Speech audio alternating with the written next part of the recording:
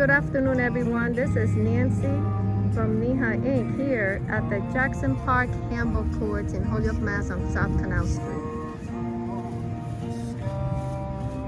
Repainting the handball walls because they need the proper maintenance. Even if it's just a little dinky little thing on the wall, it spreads. And all park amenities need the needed attention. Not to be ignored, not to be undermined. But come on. The thing is when there's a little bit of graffiti, it takes literally like maybe 5 minutes to get rid of like a little bit of vandalism, graffiti or whatever. To do an entire wall, yeah, each side could take about a half an hour, give or take, you know what I mean? But I'm just doing the whole wall because obviously the paint color is a little bit different. If you have a similar color, like to the grade, and you can kind of go over with something as close as you can to the grade, you just go over the graffiti. As part of the maintenance, it just comes with the territory, you know what I mean? That has to be understood. You don't necessarily need to cover the wall with a mural just to try to see if you could deter the behavior, because the behavior that you want is you want people using the spaces. You want inviting spaces. You want places that people can actually use to play. And if people are not using the spaces, you have to kind of do some research on why they're not using the spaces. Is it simply that the sport is not known in the place that it is, which is not necessarily the case here, but it used to be very popular? Is it the court itself? Is it the neighborhood? You know what I mean? There could be more than one thing going on. This right here is a usable wall, a usable court, with the exception of this here.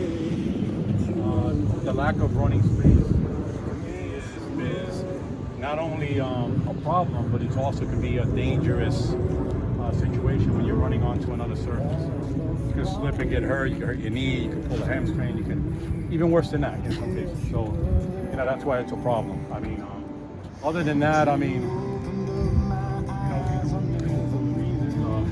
bugs seem to be bothering me today. Like I said, you can paint just over, like on this side here.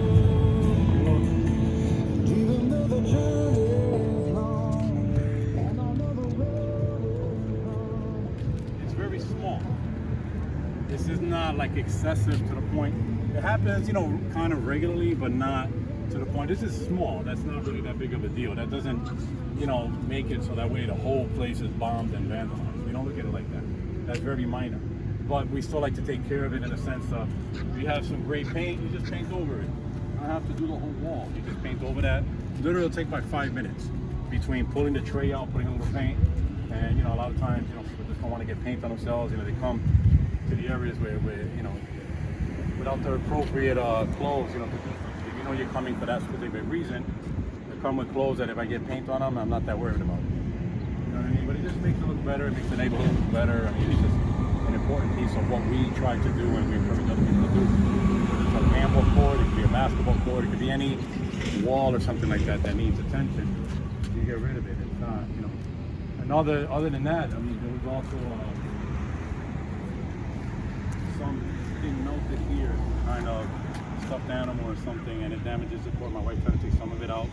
I'll make another attempt when I, but we originally came down to go to Springfield to the cage to paint that. There's a tournament there in a couple of weeks that one of our friends is running. We're going to be doing the floors there on Sunday.